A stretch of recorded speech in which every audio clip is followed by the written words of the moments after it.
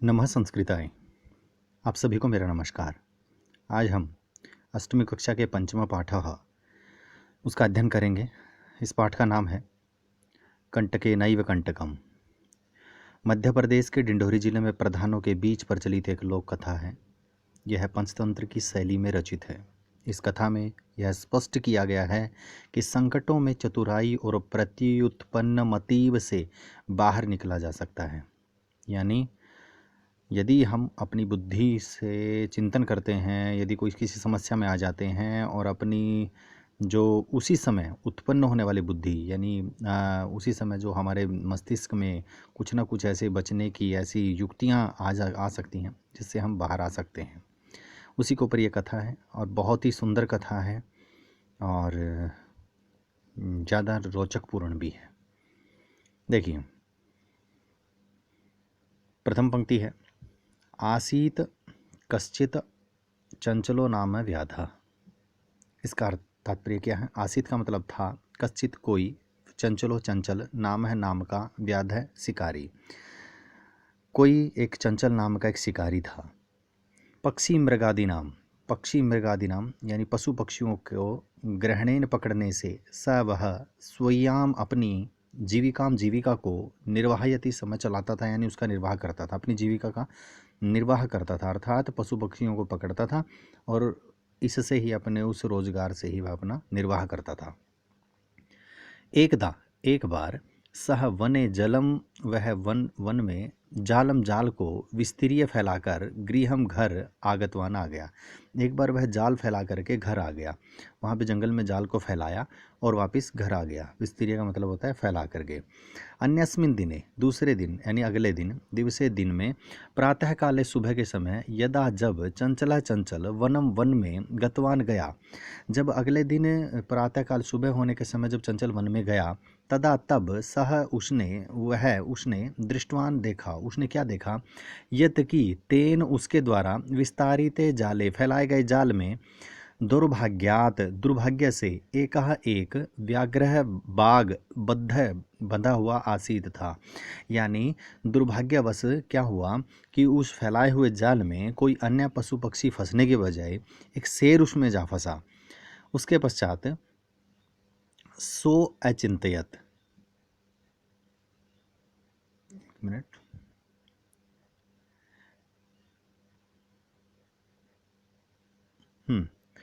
उसके बाद सो अचिंत्यत, उसने सोचा कि व्याघ्र है, व्याघ्र शेर माम मुझे खादिष्यति खाएगा, अतएव इसीलिए पलायनम करणीयम, इसलिए भाग जाना चाहिए।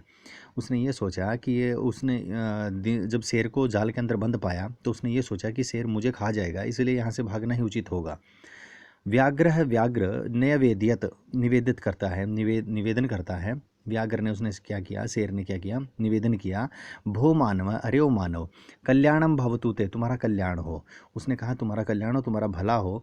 यदि यदि तुम माम मुझे मोचिष्यसि, यदि मुझे छुड़वाओगे, तरही तो अहम मैं त्वाम तुम्हें न नहीं हनिष्यामी मारूंगा, यानी अगर तुम मुझे छुड़वा दोगे तो मैं तुम्हें नहीं मारूंगा। इस प्रकार से उसने निवेदन किया। इसके बाद क्या हुआ, तदा तब स वह व्याध व्याबाग, व्याघ्रम बाघ को जालात जाल से बही बाहर निर्सारियत निकाल देता है। तब वह व्याध जो शिकारी था, उसने व्याघ्र को जाल से बाहर निकाल दिया। व्याघ्र कलांतः आसीत, कलांत का अर्थ होता है थका हुआ, यानी व्याघ्र जो है वो बहुत अधिक थक चुका था। सो अवदत, इसे उस वह बोला, भो मानव, अरे ओ मानव, पिपासु अहम, मैं बहुत प्यासा हूँ। उसने वो प्यासा था और पानी पीने की इच्छा जताई। उसने कहा कि नद्या, नदी से जलम आनीय, पानी ला करके, मम मेरी, पिपासाम पिपाशा, प्यास को, समय शांत करो। तुम ऐसा करो, नदी से पानी ले आओ और नदी से पानी लेकर के मुझे पिला करके मेरी प्यास को शांत कर दो, मेरी प्यास बुझा दो। इस प्रकार से उसने कहा।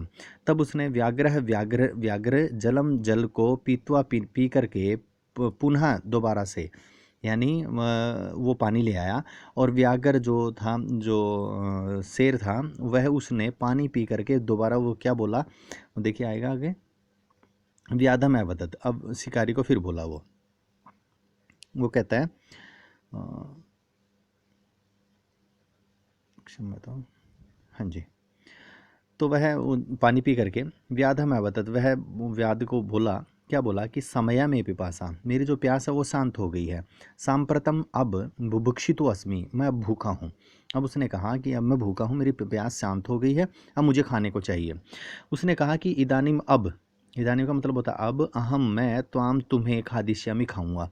अब उसकी नीयत बिगड़ गई है, यानी वो अब, यानी उसको क्या वचन दिया था, उसने क्या निवेदन किया था कि उसने ये कहा था कि मुझे छुड़वा दो, मैं तुम्हें नहीं मारूंगा। अब उसकी प्यास शांत हो गई, शांत होते से उसके शरीर में थोड़ी सी जान आई, वो कहने लगा मैं भूखा भी हूँ इसलिए मैं तुम्हें खाऊंगा। चंचल उक्तवान, चंचल ने कहा, अहम मैं तवत कृते, तुम्हारे लिए धर्मम, धर्म का आचरितवान, आचरण किया। मैंने तुम्हारे लिए धर्म का पालन किया, मैंने तो धर्म निभाया, मैंने तुम्हारी सहायता की।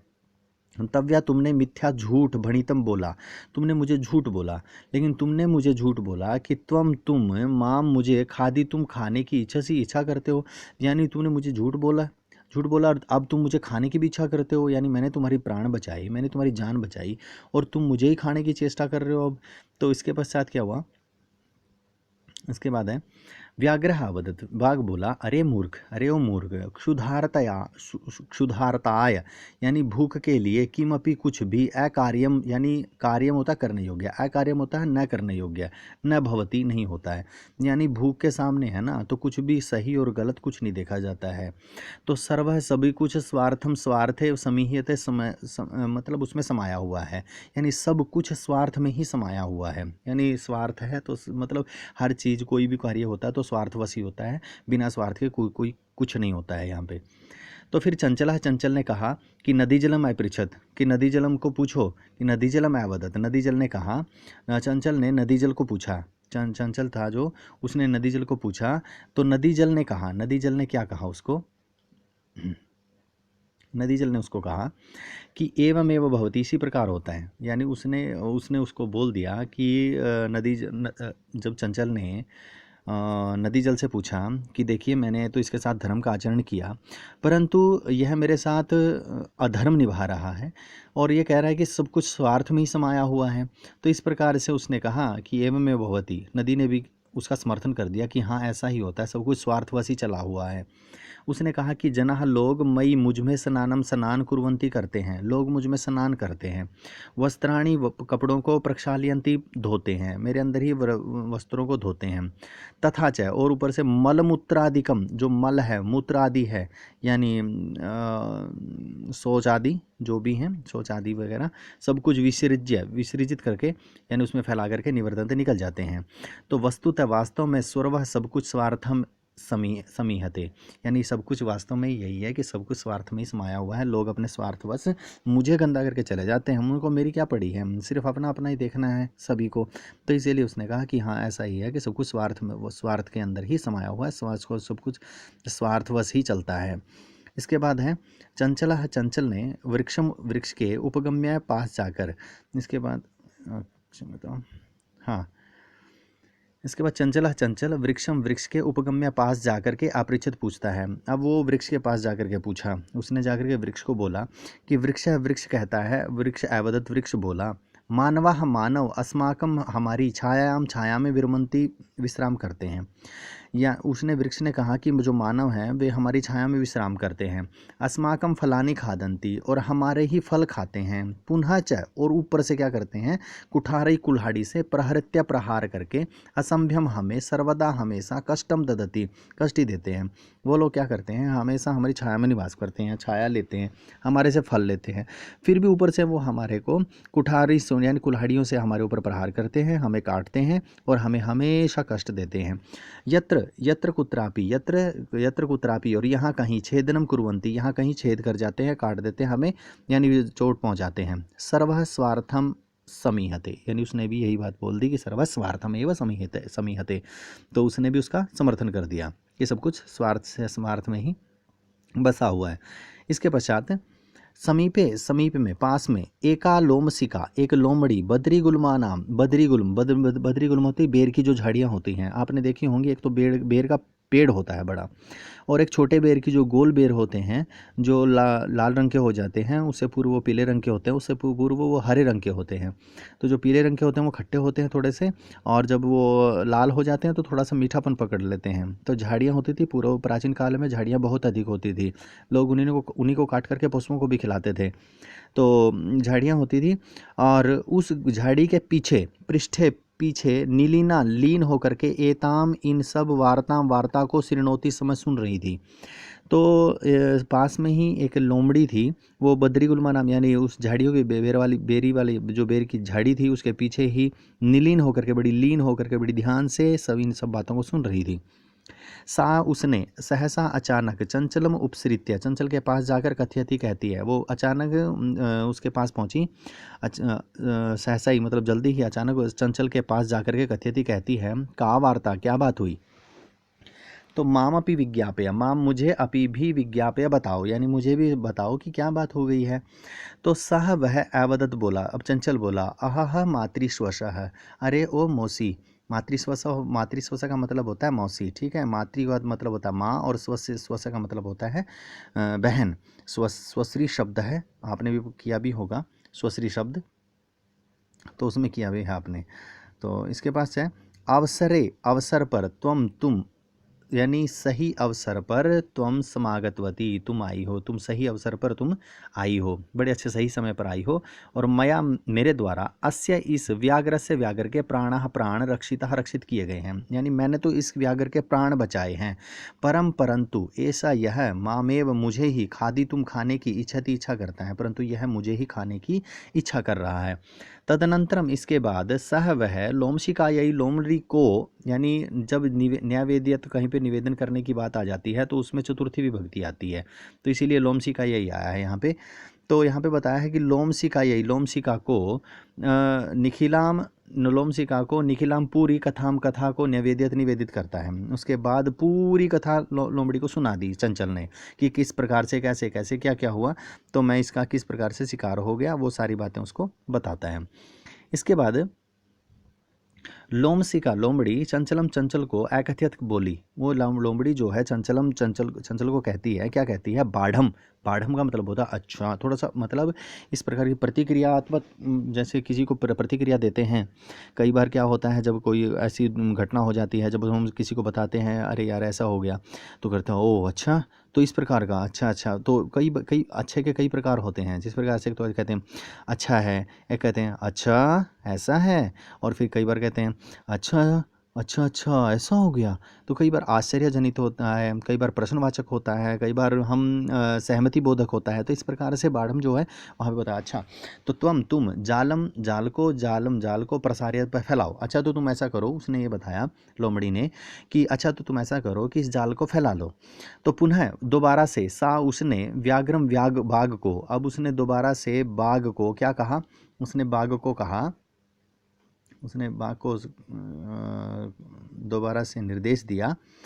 उसने क्या कहा कि अवदत बोली, उसने वह दोबारा से बाघ को बोली कि केन प्रकारेण त्वम एतस्मिन् जाले बद्धा इति, कि केन किस प्रकार से तुम एतस्मिन् इस जाल में बंध गए। अब बाघ को पूछा लोमड़ी ने कि तुम किस जाल में किस तरह से बंध गए। इति ऐसा अहम, मैं प्रत्यक्ष रूप से द्रष्टुम इच्छामि, मैं बड़े प्रत्यक्ष रूप से देखना चाहती हूँ, क्योंकि इस प्रकार किस तरह से बंधे, I want to see live, समझ में आया। तो वो लाइव देखना चाहती थी कि मैं, वो इसीलिए उसने बोला कि मैं प्रत्यक्ष देखना चाहती हूँ। तो व्याघ्र तद वृतांतम, वो सारा वृतांत प्रदर्शित तुम दिखाने के लिए, तस्मिन उस जाल में प्रवेश कर गया।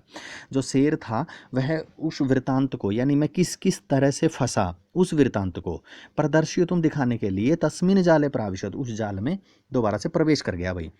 और लोमड़ी ने पुनः दोबारा से अकथयत कहा, लोमड़ी ने उसको दोबारा कहा, क्या कहा कि संप्रति अब पुनः बार कूर्दनम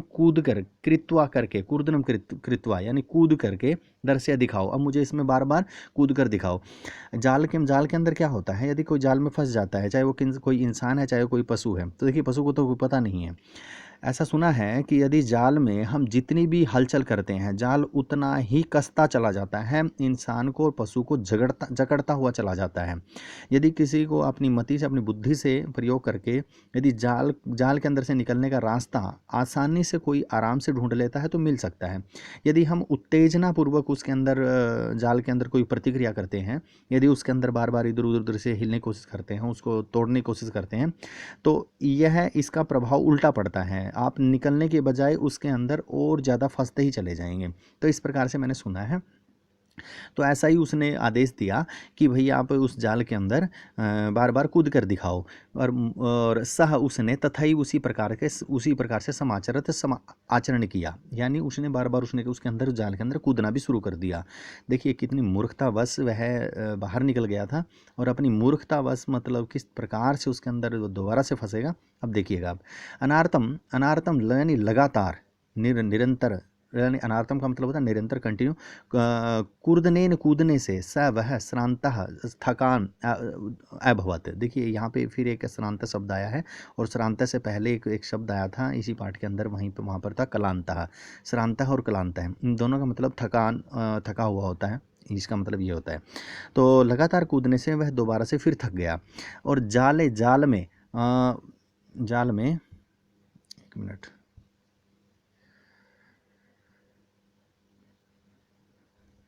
और जाल में बंधा हुआ स व्याघ्र, वह व्याघ्र कलांतः सन थका हुआ, निसहायो भूत्वा, निसहाय होकर के, यानी अब उसके शरीर में जान ही नहीं रही, बेसहारा होकर के, तत्र वहाँ पर आपतत गिरा, यानी वो उस जाल के अंदर दोबारा से कूदने लग गया, और कूदने मात्र से उसको भी पता लग गया कि हाँ अब मैं दोबारा से इसमें के अंदर फंस गया हूँ, मैं तो ये तो मूर्खता कर ली मैंने।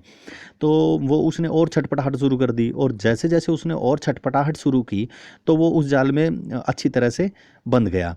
तो इसके बाद क्या हुआ कि वो निसहायो भूत्वा तत्रापतत, वहाँ निसहाय होकर के उसके जाल के अंदर वो जमीन पर गिर पड़ा। और उसके बाद क्या हुआ कि प्राण भिक्षामी, और प्राण भिक्षाम की तरह, यानी प्राणों को भिक्षा में ही, भिक्षा के रूप में ही चय और अयाचत मांगने लगा, यानी प्राण भिक्षा मांगने लग गया, यानी वो अपने जीवन का, जो जीवन की भीख मांगने लग गया, अपनी ज़िंदगी की भीख मांगने लग गया कि मुझे बचा लो, मुझे छोड़ दो। लोमशिका लोमड़ी ने व्याघ्र को कहा, यानी शेर को क्या कहा कि सत्यम सच तव्या, तुमने भणितम कहा था, यानी तूने सच ही कहा था। क्या कहा था कि सर्वः सब कुछ स्वार्थ में ही समीयते बसा हुआ है, यानी सब कुछ स्वार्थ में ही समाया हुआ है, तुमने सच कहा था। देखिए अब मतलब स्वार्थ किया, अब स्वार्थवश ही हमने अपने आप को बचाना था, तो इसीलिए हमने तुम्हारे को उसके अंदर धकेल दिया। मैं आपको एक बात बताना चाहूँगा, इस पाठ का नाम पहले क्या था यहाँ पे, अब तो इस पाठ का नाम है कंटके नैव कंटकम, कांटे को कांटे से निकाला जाता है। और पहले इसके अंदर इसका नाम था कि धर्मे धमनम पापे पुण्यम, कुछ इस प्रकार का नाम था। इस पाठ का जो ये नई पुस्तकें आई हैं उसमें ये नाम बदल दिया गया है। इससे पूर्व ये था धर्मे धमनम पापे पुण्यम, तो मतलब धर्म में धक्का और पापे पुण्य होता ही है, कुछ ऐसे था, इस प्रकार से था, और हर पंक्ति के बाद यही था। ठीक है, तो यही हमारी कहानी है इस प्रकार से, और मैं आशा करता हूँ कि आप सभी को समझ में आया होगा। इसके बाद आप अगर ये शब्दार्थ देखना चाहेंगे तो एक बार उसके शब्दार्थ देख लीजिएगा, और हमारी कहानी को अच्छी तरह से समझने के लिए बड़े सहायक होते हैं सर, शब्दार्थों को अवश्य देखना चाहिए, आप इनको पढ़ लीजिएगा। और जय हिंद, जय भारत, स्वस्थ रहें, सुरक्षित रहें, धन्यवाद।